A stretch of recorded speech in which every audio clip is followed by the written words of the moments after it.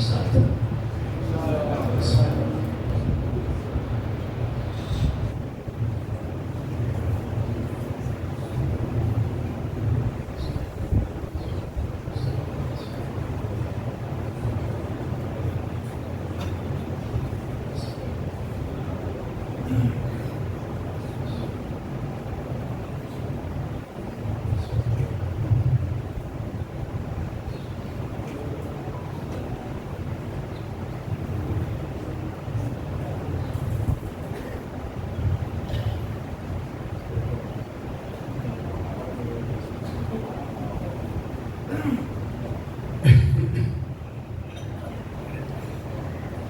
أعوذ بالله من الشيطان الرجيم.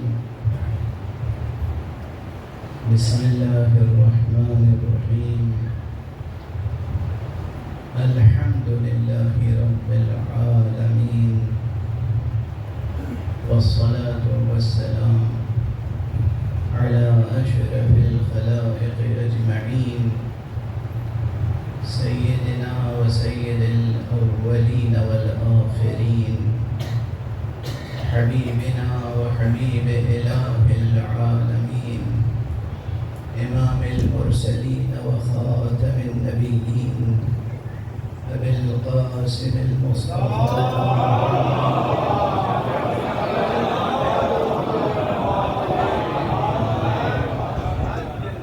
وعلى أهل بيته الطيبين الطاهرين الهداة المهديين المعصومين المظلومين، واللعنة الدائمة على أعداء الحق والدين.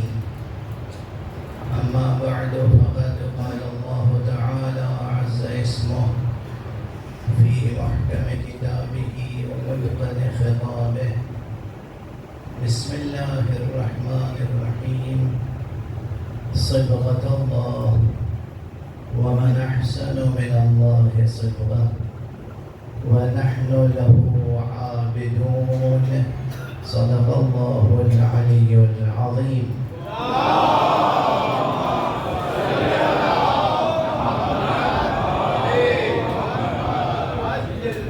ایک اور بلند تر صدق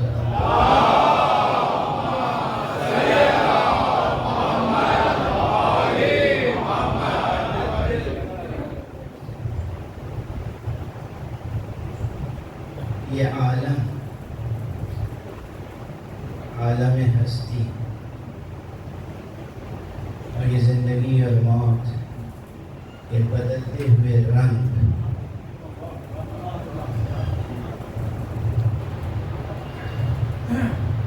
یہ چشم بصیرت انسانی کے لیے ہمیشہ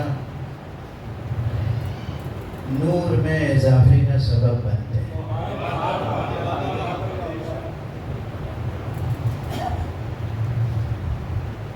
عموماً موت کی ایصال ثواب کی مجلسوں میں وہ مشہور آیت تلاوت کی جاتی ہے جو قرآن مجید میں 3 مقامات پر آئی ہیں: کل نفس ذائقۃ الموت۔ یہ قرآن مجید میں 3 مقامات پر آئی، سورہ مبارکہ عنکبوت میں، سورہ مبارکہ انبیاء میں، اور سورہ مبارکہ آل عمران۔ تینوں مقامات پر لفظ ذائقہ ضرور موجود ہے۔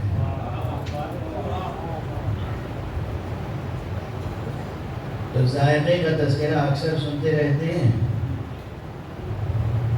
یہ حواس خمسہ انسانی میں 5 چیزیں ہیں۔ میں نے چاہا کہ جس چیز کا تذکرہ بہت کم ہوتا ہے وہ رنگ ہے۔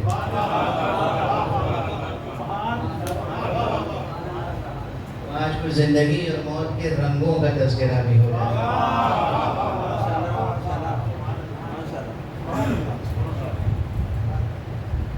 قرآن مجید میں یہ صبغہ کہتے ہیں رنگ کو۔ صبغہ کا تذکرہ ایک ہی جگہ آیا ہے پورے قرآن مجید، سورہ مبارکہ بقرہ، صبغۃ اللہ، اللہ کا رنگ، ومن احسن من اللہ صبغہ، اور اللہ کے رنگ سے بڑھ کر کون سا رنگ ہو سکتا، اس سے بہتر، اس سے برتر، اس سے زیادہ دیدہ زیب، اس سے زیادہ پرکشش اور رنگ کون سا رنگ ہو سکتا ہے؟ وَنَحْنُ لَهُ عَابِدُونَ، اور ہم تو اسی کی عبادت کرنے والے ہیں۔ اس آیت کریمہ میں ایک انتخاب میں ایک رعایت اور ذہن میں رہی، ابھی آ رہا تھا سوچتا ہوا کس آیت کو عنوان کر رہا۔ جناب سید عابد رضوی صاحب کے نام میں لفظ عابد ہے،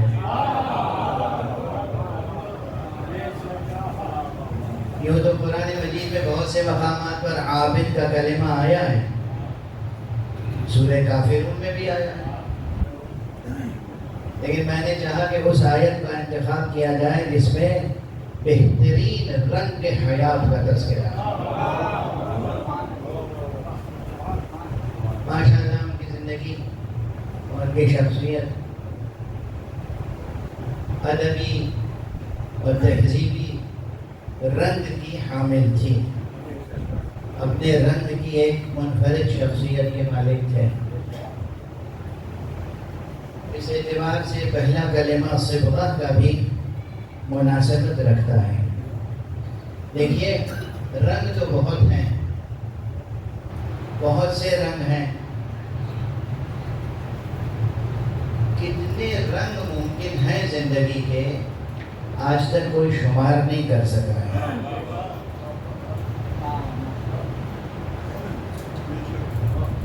جہاں انسان عاجز ہو جاتا ہے وہ ایک مقام یہ بھی ہے، کتنے رنگ وجود رکھتے ہیں اس عالم ہستی میں، ظاہر اور بباطن۔ کچھ رنگ ظاہر ہیں اور کچھ رنگ، بلکہ بہت سے رنگ باطن ہیں۔ یعنی دنیا میں جتنی بھی زبانیں ہیں، ان سب تمام زبانوں میں جتنے بھی الفاظ ہیں الوان سے متعلق، وہ تمام الفاظ ناکافی ہوں گے باطن میں پائے جانے والے رنگوں کے لیے۔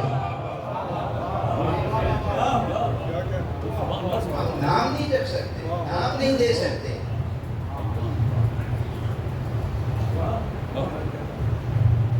جل الخالق فتبارک اللہ احسن الخالق۔ اس عالم ہستی میں صرف رنگ کے عنوان سے گفتگو ہو تو آگے چلیے ظاہر میں جتنے رنگ ہیں انہیں دیکھ لیجیے پہلے۔ سمندروں میں جائیے، سمندروں کی تہوں میں کتنے رنگ کی مچھلیاں ہیں، صحراؤں میں اور پہاڑوں میں چلے جائیے کتنے رنگ کے پرندے ہیں، ایک ایک پرندے میں کتنے رنگ کے پر ہیں۔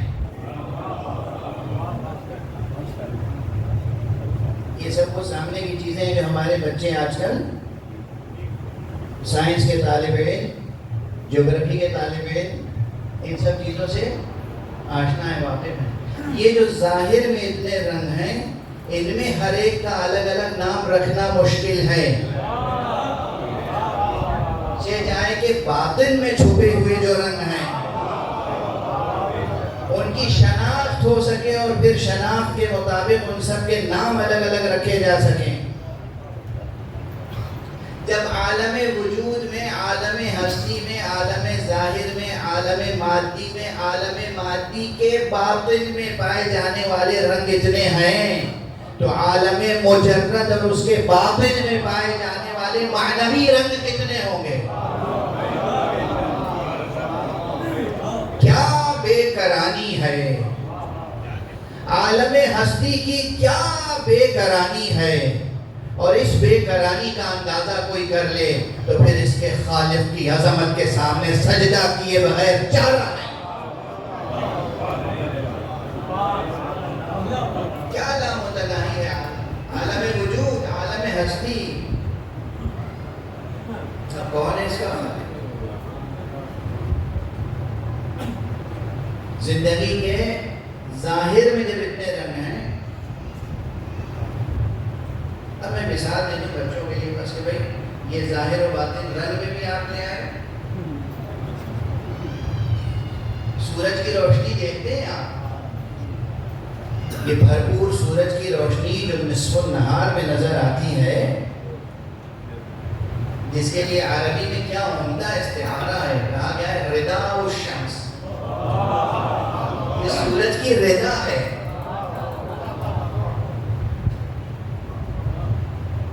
یہ سورج کی روشنی، یہ ردائے شمس، یہ عبائے شمس، یہ کیسی نظر آتی ہے آپ کو؟ اچھا نظر بھی آتی ہے کہ نہیں؟ کسی مفکر کا ایک جملہ بہت یاد آ رہا ہے اس وقت مجھے، دو چیزیں ایسی ہیں جنہیں نظر بھر کے انسان دیکھ نہیں سکتا، ایک نصف النہار کا دمکتا ہوا سورج، دوسرے موت۔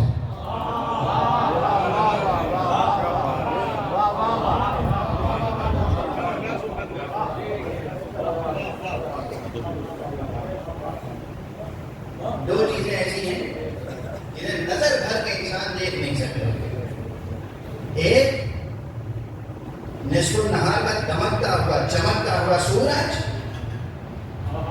اور دوسرے موت۔ ارے جب ہم اپنی ان آنکھوں سے بھرپور نگاہ اس سورج پر نہیں ڈال سکتے، موت پر نہیں ڈال سکتے، تو ہم اللہ کے بنائے ہوئے ان سورجوں کو نظر بھر کے کیا دیکھ سکیں گے جو کبھی زندگی کا سہارا بنتے ہیں، کبھی موت کا سہارا۔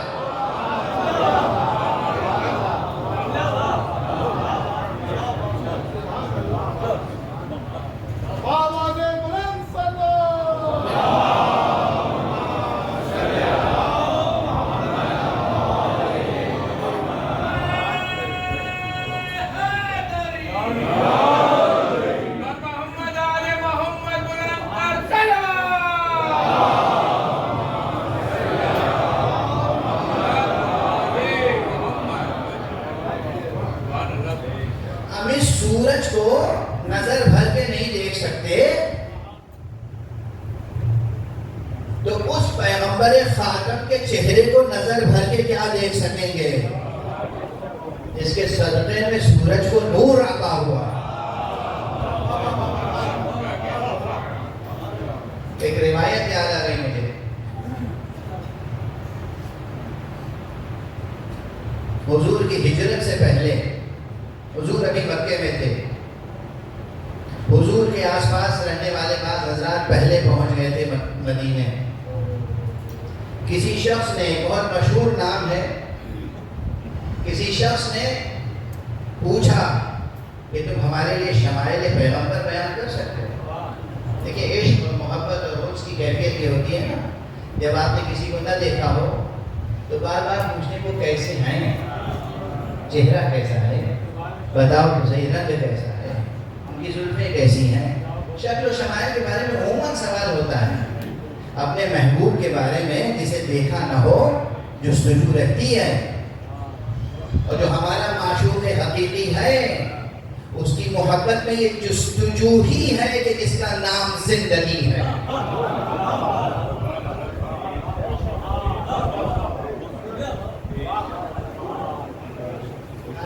محفوظ رہ جائے اس معشوق حقیقی، اس محبوب حقیقی، اس حقیقت الحقائق کی جستجو ہے جس کا نام زندگی ہے۔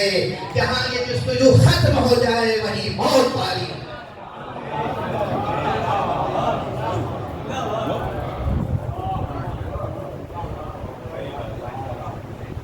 کاش یہ جملہ محفوظ رہ جائے نوجوانوں کے ذہن میں. اس کی جستجو، اسی کا نام زندگی ہے. زندگی اسی کی جستجو کا نام ہے. یعنی جستجو اور زندگی ایک حقیقت کے دو نام ہیں. زندگی جستجو ہے، مگر کس کی جستجو؟ ارے ہم مادی چیزوں کی تلاش میں اپنے قدم سے سفر کرتے ہیں، لیکن یہ سانسوں کے ذریعے سے جو سفر ہوتا ہے یہ ایک علامت ہے کہ ہم اپنے باطن وجود اور ظاہر وجود کے ساتھ کسی کی جستجو میں رواں دواں ہیں، اور اسی کا نام زندگی ہے.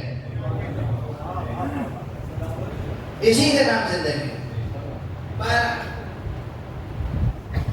تو یہ پروردگار عالم کی جستجو اپنی جگہ، لیکن اس کے جو نمائندے ہوتے ہیں پیغمبر خاتم صلی اللہ علیہ وسلم،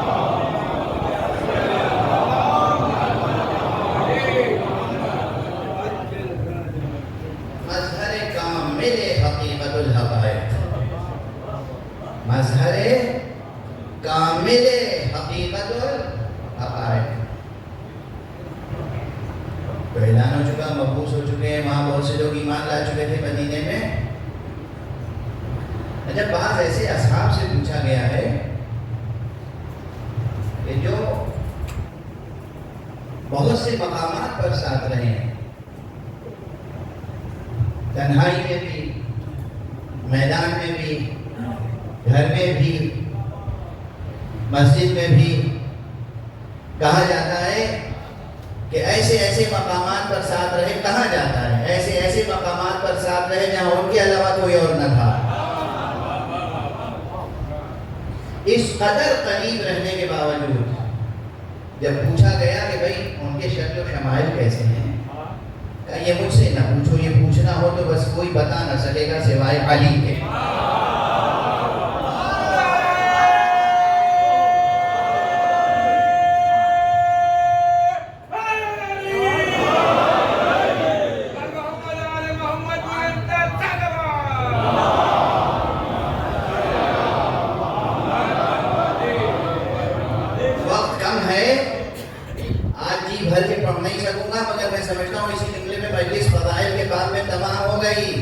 ایک سوال پر آپ کے ذہنوں کو مزید جستجو کی طرف دعوت دے رہا ہوں.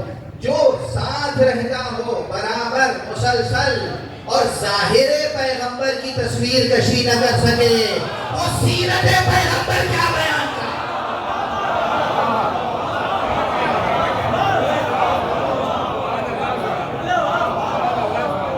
صلوات پڑھتے ہیں محمد.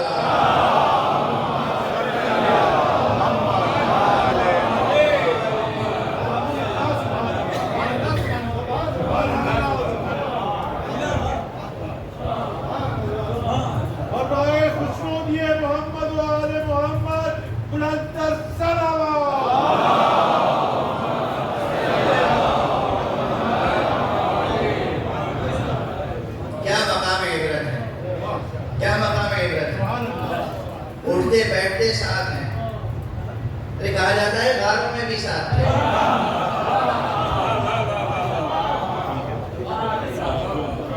جنگوں میں بھی میدان جنگ میں جا کر دشمنوں سے دیو زنی نہیں کرتے تھے، اکثر وہیں رہتے تھے جہاں پیغمبر رہتے تھے.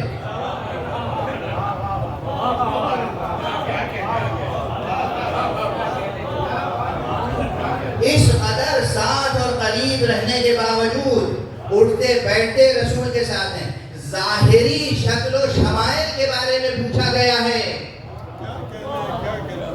فرمایا اسے میں نہیں بیان کر سکتا، اور یہ بھی خود اعتراف کیا کوئی نہیں بیان کر سکے گا، پوچھنا ہو تو علی سے پوچھو. اچھا یہ روایت میں نے عرض کیوں کیا آپ کے سامنے؟ آج صرف ایک بات عرض کرنے کے لیے کہ جب سورج کو آپ نظر بھر کے نہیں دیکھ سکتے تو اس کو نظر بھر کے کیا دیکھیں گے جس کے صدقے میں سورج روشن ہوا. لوگ سمجھتے کہ یہ خطیبانہ جملہ ہے، شاعرانہ مبالغہ ہے. میں نے تاریخ اور حدیث سے آپ کے سامنے شاہد پیش کیا ہے.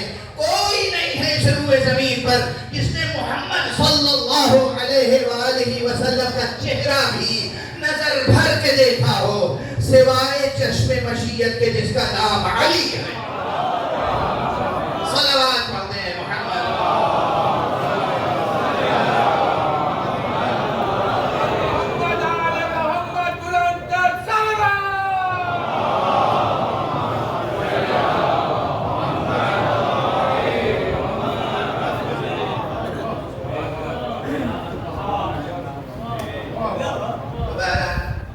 یہ تو اس بات پہ سے تذکرہ ہو گیا تھا کہ کسی مفکر کا یہ جملہ کتنا اچھا ہے. دو چیزیں ایسی ہیں جسے نظر بھر کے نہیں دیکھ سکتے. ایک سورج اور دوسری موت. موت کو بھی نظر بھر کے نہیں دیکھ سکتے. اچھا جب موت کو بھی نظر بھر کے نہیں دیکھ سکتے تو پھر اس کو نظر بھر کے کیسے دیکھیں گے جس کے اشاروں پہ موت زندگی اور زندگی موت بن جائے.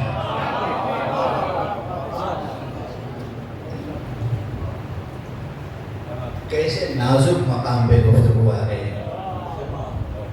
یہ مقامات وہ ہیں جو بس سوچتے رہیے اور اپنے پورے وجود کے ساتھ محسوس کرتے رہیے. الفاظ ساتھ نہیں دیتے. کوئی بڑے سے عالم ہو خطیب ہو شاعر ہو الفاظ ساتھ نہیں دیتے. اوصاف محمد و آل محمد علیہ السلام بیان کرنے کے لیے الفاظ ساتھ نہیں دیتے. بس کچھ کہہ لیتے ہیں اپنی مثال پر.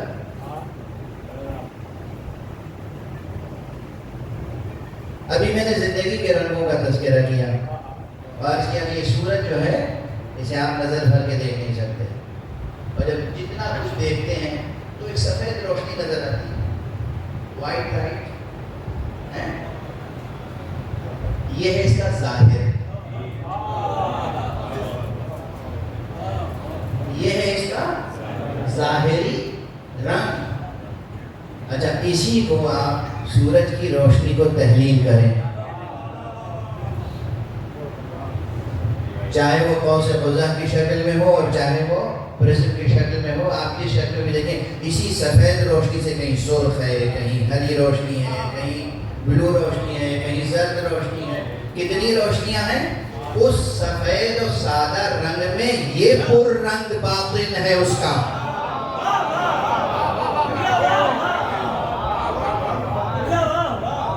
اس سادہ ظاہر میں یہ پر رنگ باطن ہے.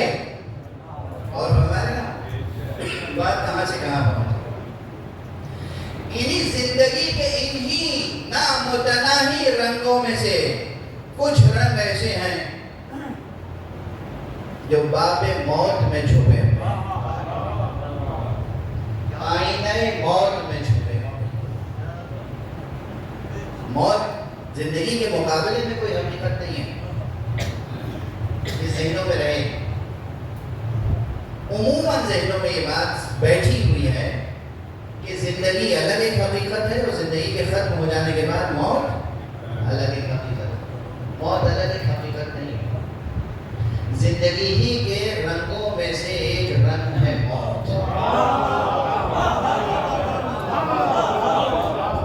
زندگی ہی کے رنگوں میں سے ایک رنگ ہے موت. مگر اس کا ظاہر ایک سا لگتا ہے باطن بہت پر رنگ ہے. اور اسی موت کے ظاہر اور باطن کے رنگوں میں جمالیات موت ہے جو انسان کی نگاہ کو جذب کرتی ہے. موت کی جمالیات. یہ نیا عنوان نہیں ہے. یہ بہت پرانا عنوان ہے. مجھے اس عنوان سے بہت دلچسپی ہے. پروردگار دیر سلامت رکھے ہمارے جناب سید نجم الحسن صاحب جعفری کو صحت اور عافیت کے ساتھ. جب 99 میں انہوں نے پہلی مرتبہ دعوت دی تھی کراچی 29 ذی الحجہ اس 99 میں وہاں سے جمالیات موت کا عنوان شروع ہوا تھا. اور پھر ہر سال 29 ذی الحجہ کی مجلس میں جمالیات موت ہی کے عنوان کو تھوڑا بہت برتنے کی کوشش کرتا ہوں، تو یقیناً اب اتنی اور اس کے علاوہ لندن میں اور ہندوستان میں اور امریکہ میں مختلف مقامات پر جمالیات موت کے عنوان سے اتنی تقریریں جو ہو چکی ہیں کہ ایک ضخیم کتاب ہو سکتی ہے، لیکن ابھی بہت کچھ باقی ہے اس میں کہنا۔ لیکن جمالیات موت، ایک سب سے بڑا جمال موت کا یہ ہے، سب سے بڑا حسن موت کا یہ ہے کہ یہ پرکلفت زندگی، فانی زندگی سے انسان کو نکال کے باقی زندگی میں پہنچاتی ہے۔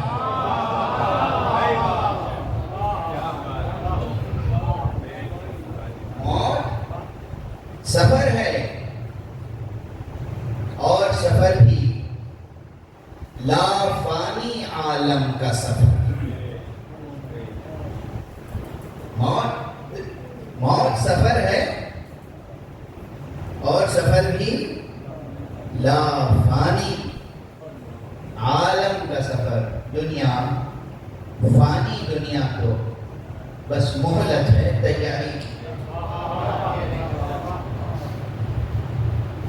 یہ فانی دنیا کی زندگی، یہ بھی کل زندگی نہیں ہے۔ توجہ برقرار ہے، یہ بھی کل زندگی نہیں ہے۔ زندگی کا ایک بہت بڑا باب ہے جو ہمارے اس دنیا میں آنے سے پہلے گزر چکا، اس کی طرف کوئی توجہ نہیں کرتا۔ زندگی کا ایک مختصر سا باب ہے جو یہاں گزارنا ہے، اور زندگی کا ایک نامتناہی باب ہے جو اس کے بعد آنے والا ہے۔ ان تمام ابواب کے راز کوئی سمجھ نہیں سکتا جب تک کہ باب علم تک نہ پہنچ جائے۔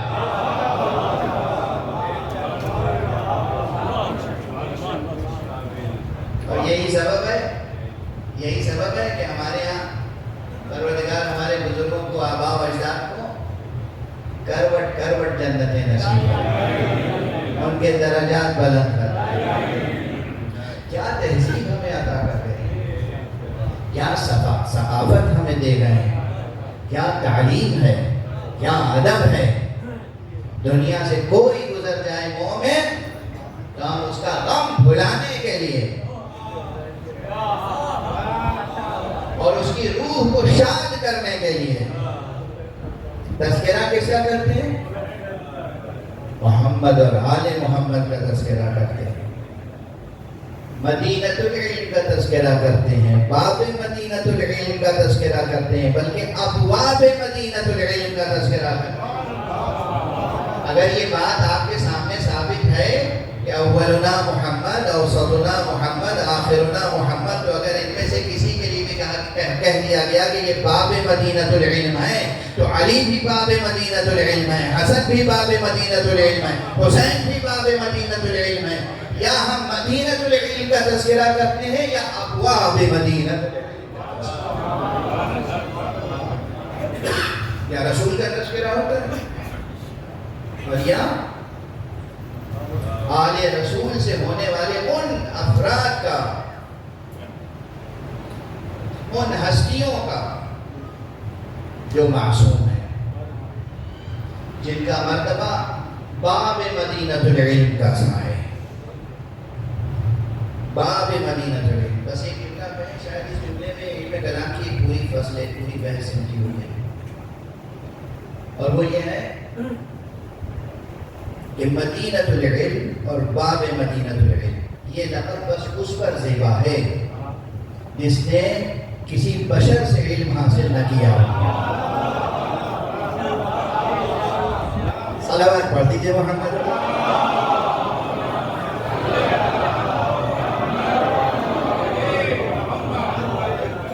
یہ بڑی بحث ہے، بڑی فصل ہے علم کلام کی، علم کلام کی بھی، عرفان کی بھی، عرفان نظری بطور خاص۔ مدینۃ العلم، یہ لقب، یہ استعارہ، یہ تشبیہ، یا باب مدینۃ العلم، یہ صرف ان ہستیوں پر زیب دیتا ہے جنہوں نے کسی بشر سے علم حاصل نہ کیا ہو، جنہیں براہ راست اس ذات نے علم دیا ہو جس کی ذاتی صفت ہے علم۔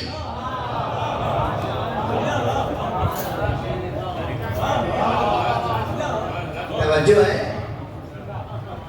ارے ہم لوگ کیا ادھر بڑے بڑے پروفیسر اور استاد اور علامہ اور محدث اور فقیہ اور مجتہد اور عارف، ہر فیلڈ میں سائنسداں، حکیم بمعنی ہے فلسفی، ویسے حکیم بھی بمعنی ہے طبیب، کوئی کسی کو کیا علم عطا کرے گا؟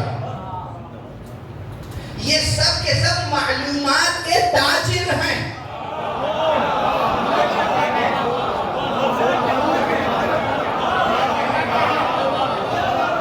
یہ کچھ معلومات کے تاجر ہیں۔ علم تو وہ عطا کرے گا جس کی ذاتی ملکیت ہے علم۔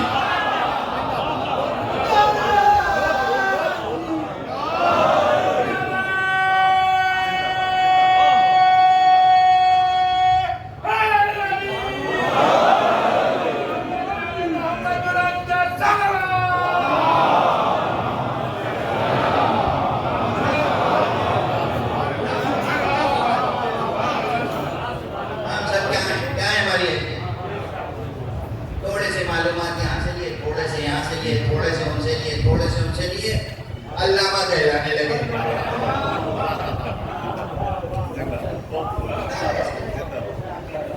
علم تو صفت ہے ذات باری کی۔ ہم میں سے کون ہے جو دعویٰ کرے کہ ہمیں براہ راست اللہ سبحانہ و تعالیٰ سے علم حاصل ہوا؟ کوئی نہیں ہے نا، روح زمین پر کوئی نہیں ہے جو یہ دعویٰ کرے کہ ہمیں براہ راست حضرت باری تعالیٰ سے علم حاصل ہوا۔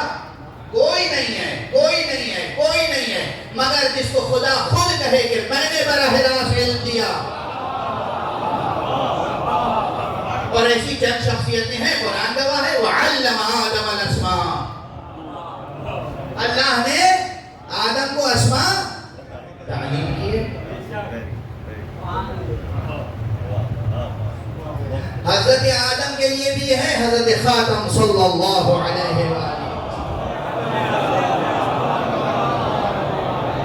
وَعَلَّمَكَ مَا لَمْ تَكُنْ تَعْلَمْ، جو آپ جانتے نہیں تھے وہ سب آپ کو سکھایا۔ خود پیغمبر نے فرمایا أَدَّبَنِي رَبِّي فَأَحْسَنَ تَعْدِيبِي، مجھے میرے رب نے سکھایا ہے اور کیا اچھا سکھایا ہے۔ جو براہ راست حضرت عالم و علیم و علم سے علم پائے وہ ہوتا ہے مدینہ العلم، اور وہی ہوتا ہے باب مدینہ العلم۔ ورنہ جہاں قدم درمیان میں بشر کا آیا اس کے اوپر تو لفظ عالم سے بھی نہیں دیتے۔ توجہ رہے، لفظ عالم سے نہیں دیتا۔ میں نے کہا نا ہم سب معلومات کے تاجر ہیں۔ ایمانداری سے تجارت کریں تو ثواب پائیں گے، خیانت کریں تو عذاب۔ پیغام چلا گیا، صلوات پڑھ دیجیے محمد۔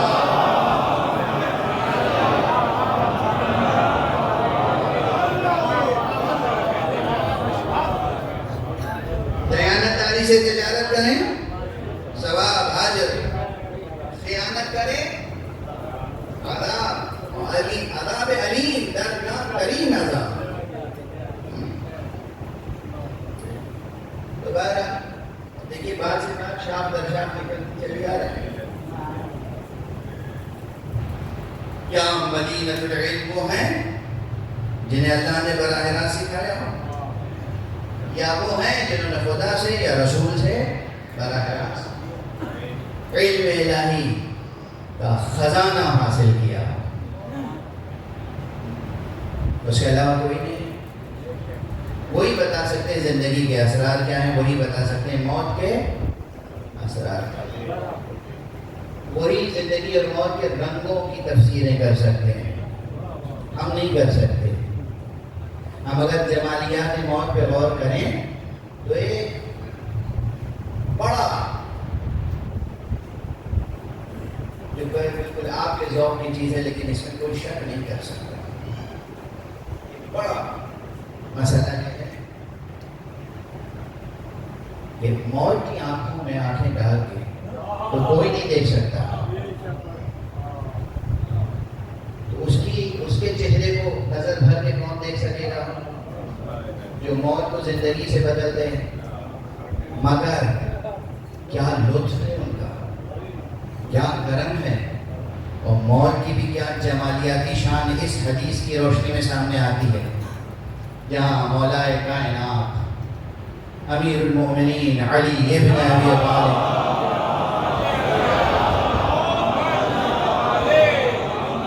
علیہ السلام نے اپنے ایک چاہنے والے سے ارشاد فرمایا، مشکل ہے، مشہور حدیث ہے، لیکن خود مجھے جو اس حدیث کو بار بار پڑھ کے کیف حاصل ہوتا ہے، اس لیے پڑھتا ہوں۔ آقا کا ایک چاہنے والا تھا، وہ بھی کیسا چاہنے والا، اس کا نام تھا حارث ہمدانی، مولا کا بوڑھا صحابی، چاہنے والا صحابی۔ ابھی ذرا تھوڑی دیر کے لیے اپنی آنکھوں میں آنسو کو ٹھہرائے رکھیے، وقت کم نہیں ہے، دیر تک نہیں پڑھ سکوں گا، وقت میں گنجائش نہیں ہے، دیر تک نہیں پڑھ سکوں گا، لیکن یہ جو حضرت حارث ہیں نا، ان کی حیثیت مولا امیر المومنین علیہ السلام کی زندگی میں وہی ہے گویا کہ جیسے امام حسین کی زندگی میں حبیب ابن مزار ہے۔ حارث ہمدانی بوڑھے ہو گئے تھے، اتنے بوڑھے کہ ان سے بغیر سہارے کے چلا نہیں جاتا تھا، کوفے میں رہتے تھے۔ ان کی شان یہ بھی تھی جہاں جہاں مولا علی گئے وہاں پہنچے۔ کوفے میں جب مولا علی تھے، اس زمانے میں مولا علی کے خدمت میں ایک دن یہ دیکھا کہ حارث چند اپنے عزیزوں رشتہ داروں دوستوں کے ساتھ چلے آ رہے، چلا نہیں جا رہا، سہارا لے کر کسی کا، اور پاؤں جیسے گھسٹ رہا ہے۔ یہ منظر دیکھ کے مولا امیر المومنین کی آنکھوں میں محبت سے آنسو آئے، اور مولا اٹھ کھڑے ہوئے اپنی جگہ سے، مسجد کوفہ اٹھ کھڑے، حارث قریب آئے، چند قدم مولا آگے بڑھے، حارث کا بازو خود تھاما، اپنے قریب لا کے بٹھائے۔ حدیث بہت طویل ہے، حدیث بہت طویل ہے، آپ محرومیت کا احساس نہ رکھیے گا۔ ایک جملہ عرض کر رہا ہوں، حضرت حارث کو جیسے تھاما تھا نا، دل سے پکارو تم میں سے ہر ایک کو علی تھام لیتے،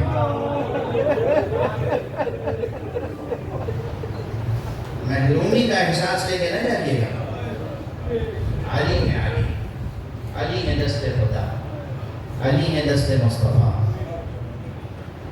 مولا علی اٹھے گئے، بازو تھاما، قریب لا کے بٹھایا۔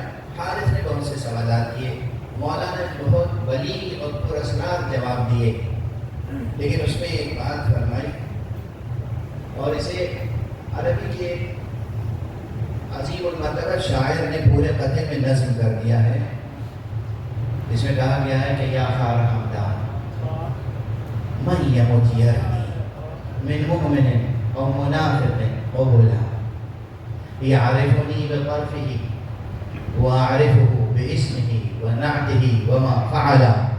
طویل قطع ہے، قدر 8-10 اشعار کا، لیکن میں اس کا خلاصہ عرض کرتا ہوں۔ مولا نے فرمایا، اے حارث ہمدانی، اس دنیا سے کوئی نہیں جاتا، کوئی نہیں مرتا، مگر مرنے سے پہلے وہ مجھے دیکھتا ہے۔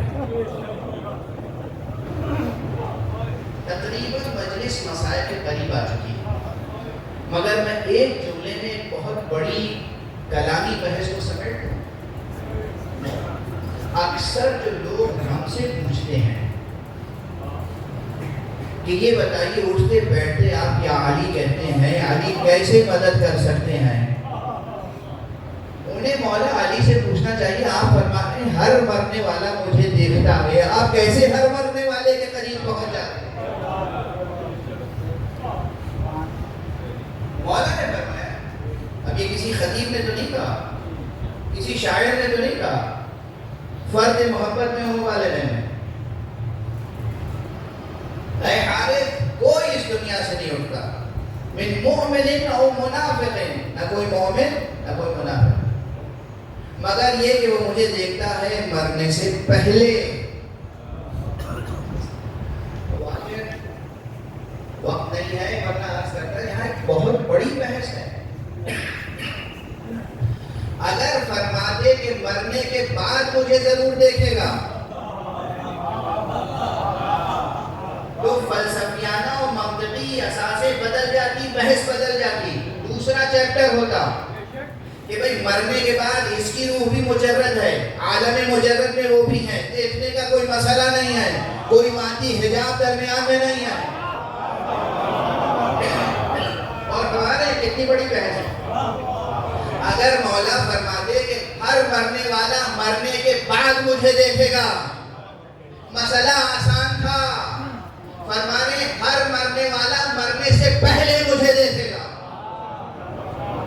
یعنی اسی عالم اسباب میں انہی مادی حجابات کے باوجود وہ وقت وہ ہوگا کہ وہ مجھے دیکھے گا. من مومن او منافق، وہ بولا مرنے سے پہلے دیکھے گا، مرنے سے ذرا دیر پہلے دیکھے گا. یہاں زمانی مکانی حجابات کی بحثیں بہت دقت نظر کے ساتھ بھی درمیان میں آئیں گی. دیکھے گا تو کیسے میں نے عرض کیا کہ اب تو ساری دنیا میں ہم سے پوچھا جائے، اب تو ہم میں ایسے پیدا ہو گئے، ہمارے یہاں ایسے مقصرین پیدا ہو گئے ہیں. اپنے بارے میں کچھ نہیں کہتا، اپنے بارے میں جو میں کہتا ہوں، میں قاصر بھی ہوں مقصر بھی. ان کی عظمت کو سمجھنے سے قاصر ہوں، ان کی اطاعت کرنے میں مقصر ہوں.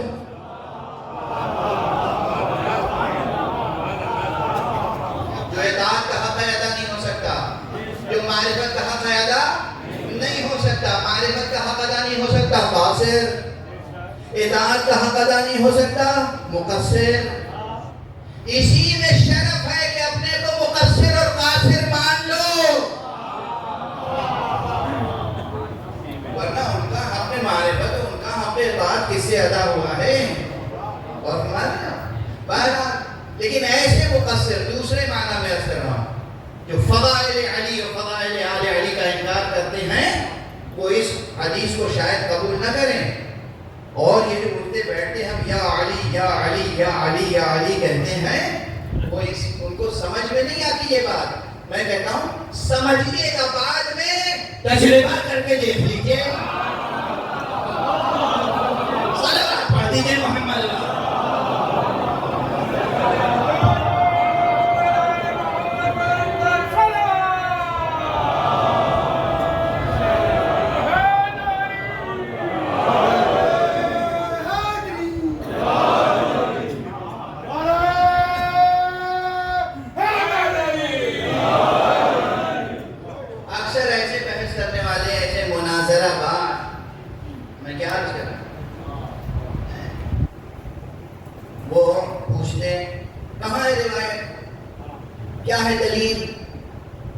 کوئی انسان اپنا تجربہ بیان کر رہا ہے اور آپ اس سے روایت پوچھ رہے ہیں.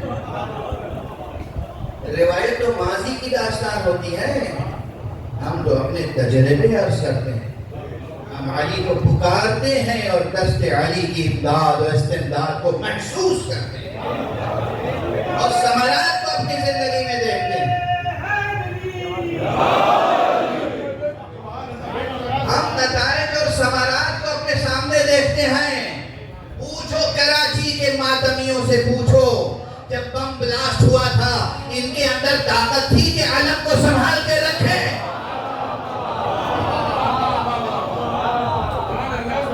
ان کے اندر تو جان نہیں تھی، طاقت نہیں تھی، ہوش و حواس نہ تھا.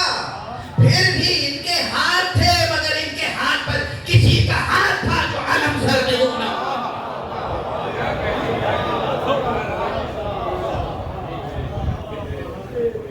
اٹھتے بیٹھتے آپ کیا علی کرتے ہیں، یوں ہی ہے. یہ بحث بہت غور طلب ہے کہ آپ نے اس مشہور حدیث میں یہ نہیں فرمایا کہ مرنے کے بعد مجھے دیکھے گا. مرنے کے بعد کیا ہے؟ عالم مادی سے روح، انسانی روح جدا ہو گئی. عالم مجرد ہے یا عالم مثالی ہے. عالم مثالی کے احکام الگ ہیں، عالم مجرد کے احکام الگ ہیں. وہاں کے قوانین الگ ہیں، وہاں کے قاعدے الگ ہیں. یہ عالم مادی ہے، یہاں کے قوانین اور قاعدے الگ ہیں. یہاں سب سے مضبوط جو حجاب ہے وہ حجاب زمانی و مکانی ہے. فرمانے نہیں، مرنے سے پہلے مجھے دیکھے گا. یہ اعلان کے مرنے سے پہلے مجھے دیکھے گا، یہ وہی کر سکتا ہے کہ جس کو قدرت و طاقت و حق تصرف زمان و مکان پر حاصل ہے۔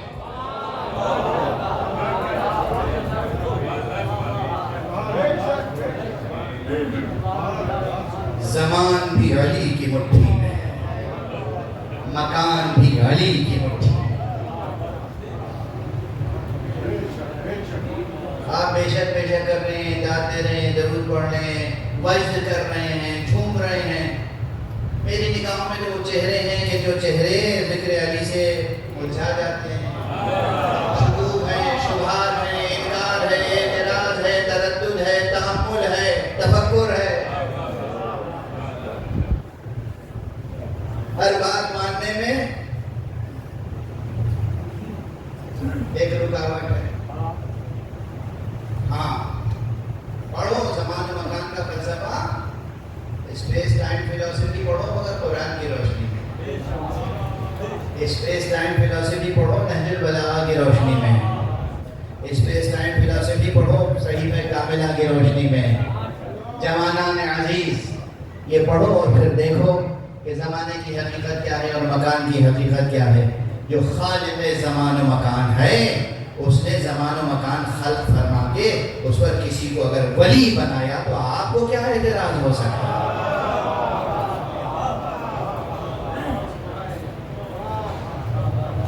تو علی ولی آئیں گے، کب آئیں گے؟ موت سے پہلے آئیں گے۔ یہ کتنا ہی بڑی ایک جمالیاتی حقیقت ہے جو موت سے جڑی ہوئی ہے۔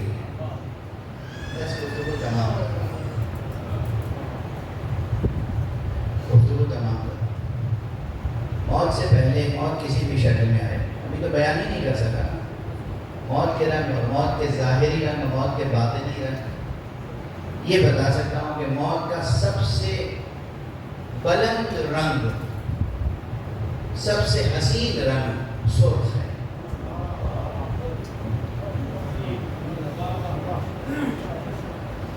اور یہ عرض کرو کہ سورج کی روشنی میں جو ڈسٹنٹ ریز ہیں، جو سب سے بلند افق پہ دور نظر آتی ہیں، وہ بھی سرخ نظر آتی ہیں۔ شفق کی حقیقت کیا ہے؟ شفق کی حقیقت کیا ہے؟ جو سورج کی روشنی ریز، جو سورج کی کرنیں ڈسٹنٹ بالکل دور ترین نقطے پر، بلندی پر، فراز افق پہ نظر آتی ہیں، وہ سرخ نظر آتی ہیں۔ جس طرح سورج کی روشنی جب بلند ترین افق پہ قابل رؤیت ہوتی ہے تو سرخ ہوتی ہے، ایسے ہی موت کا رنگ جب اپنے بلند ترین افق پر ہوتا ہے تو شہادت کے عنوان سے سرخ نظر آتا ہے۔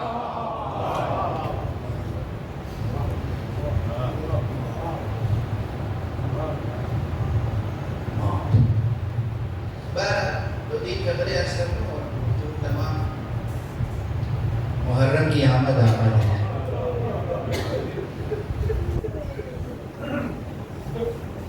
جب مولا نے فرمایا ہے کوئی بھی اس دنیا سے نہیں گزرتا جب تک کہ میں اسے نظر نہ آ جاؤں، یعنی تشریح لاتا آقا امیر المومنین یہ بتائیے جب آپ روز عاشورہ کربلا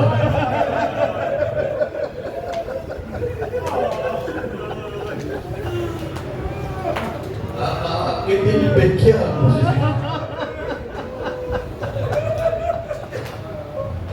شدت عالم کو محسوس کرنے سے بھی قاصر ہیں، قاصر۔ بس میں اس تمام میں آج میں کسی کی شہادت نہیں پڑھ سکوں گا، ابھی بس دو تین چیزیں عرض کر رہا ہوں۔ ائمہ اہل بیت علیہم الصلوۃ والسلام نے غم امام حسین کے لیے، محرم کے لیے بہت اہتمام فرمایا اور بہت تاکیدیں فرمائی ہیں۔ جن میں ایک تاکید یہ ہے بطور خاص، ویسے میں جانتا ہوں ایسے اہل ذوق اور اہل توفیق ایسے لوگ ہیں کہ جو سال کے سال روزانہ زیارت پڑھتے ہیں امام کی۔ زیارت پڑھنا اور ہے، زیارت کرنا اور ہے۔ زیارت کرنے کی توفیق حاصل کرنے کی کوشش کیجیے، دعا کیجیے۔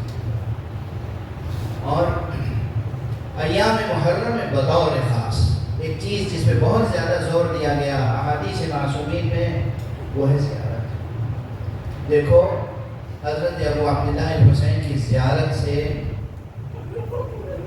گریز نہ کرنا مسلسل معصومین کی تاکید ہے۔ امام جعفر صادق علیہ السلام، امام باقر علیہ السلام، امام کاظم علیہ السلام، تمام ائمہ بار بار تاکید ہے۔ دیکھو زیارت سے گریز نہ، زیارت کرنے کی کوشش کیجیے۔ بس بند فکروں میں، سربستہ فکروں میں عرض کر کے جا رہا، زیارت کرنے کے بھی دو معنی ہیں جو میں نے کہا۔ ایک ہے زیارت پڑھنا، زیارت پڑھ لینا بھی ایک کام ہے، زیارت پڑھا کریں لیکن ساتھ میں دعا کیا کریں، پروردگار مجھے آقا حسین کی زیارت نصیب فرما۔ اس لیے کہ زیارت کرنا اور ہے، زیارت پڑھنا اور ہے۔ زیارت کرنے میں ایک تو یہ پہلو ہے کہ آپ کوئی شخص کربلا جائے تو سمجھتا ہے ہم نے حسین کی زیارت کرنی۔ حالانکہ میں جانتا ہوں ایسے بھی لوگ ہیں اگر دل میں شکوک ہیں، شبہات ہیں، اعتقاد درست نہیں ہے تو کربلا جا کے بھی وہ زیارت پڑھتے ہیں، زیارت کرتے نہیں ہیں، انہیں زیارت نصیب نہیں ہے۔ دوسرے معنی میں، معنوی اعتبار سے، باطنی اعتبار سے، عرفانی اعتبار سے دعا کرو کہ پروردگار ہمیں زیارت نصیب فرما۔ سمجھ رہے ہیں؟ زیارت کے معنی ہے ملاقات، زیارت کے معنی ہے دیدار۔ تو زیارت کرنا اور ہے، زیارت پڑھنا اور ہے۔ زیارت پڑھیں اور زیارت کرنے کی تمنا کریں اور زیارت کرنے کی ریاست کریں۔ زیارت آپ کسی سے ملاقات کرنے کے لیے جاتے ہیں، تیاری کرتے ہیں نہیں کرتے؟ جوانان عزیز، بزرگان محترم، کسی کو انویٹیشن مل جائے کسی بڑے عہدیدار کے خیال جانے کے لیے تو دیکھیں گے کہ کس رنگ کا لباس ہو، کس ڈیزائن کا لباس ہو، اور وہ کہاں کا سلا ہوا ہو اور کہاں کا بنا ہوا ہو۔ ایک تیاری ہوتی ہے ملاقات کے لیے۔ آقا حسین سے ملاقات کی کیا تیاری ہے؟ پیغام پہنچ گیا۔ ایک ہے زیارت پڑھنا، ایک ہے زیارت کرنا۔ خدا آپ سب کو زیارت پڑھنے اور زیارت کرنے کی توفیق عطا فرمائے۔ زیارت سید الشہداء نصیب فرمائے۔ ایک تاکید اس پر معصومین نے بہت کی، وہ زیارت۔ دوسرے گریہ۔ آپ میرے جد مظلوم پہ گریہ کیا کرو۔ تمہیں دنیا کا کوئی غم ہو، اگر رونا ہے تو حسین پر رونا۔ بس اس کے بعد آپ نے کچھ اور بھی فرمایا ہے، میرے جد مظلوم پہ رونا ان کی پیاس کو یاد کر کے۔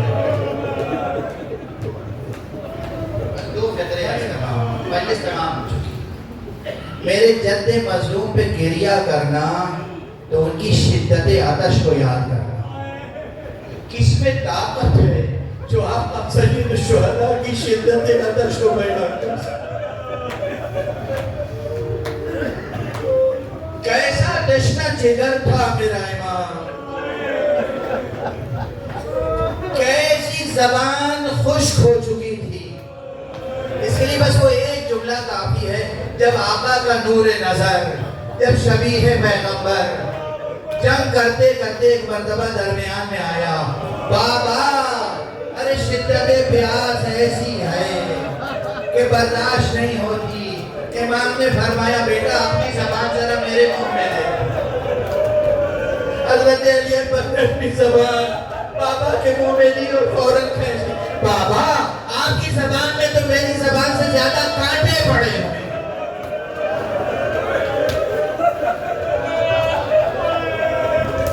وعطشا وحسینا ومحمدا انا للہ وانا الیہ راجعون رضا بقضائہ وتسلیما لامرہ۔ پروردگار ہمیں علوم قرآن اور معارف اہل بیت سے آشنا فرما۔ معبود پروردگار ہمیں زیارت آقا حسین نصیب فرما۔